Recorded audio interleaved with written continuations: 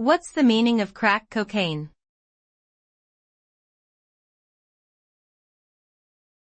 Crack cocaine.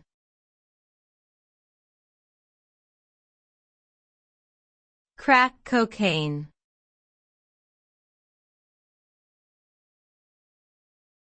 Crack cocaine.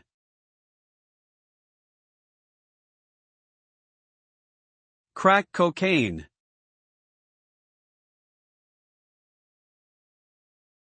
Crack cocaine is a highly addictive and powerful stimulant drug.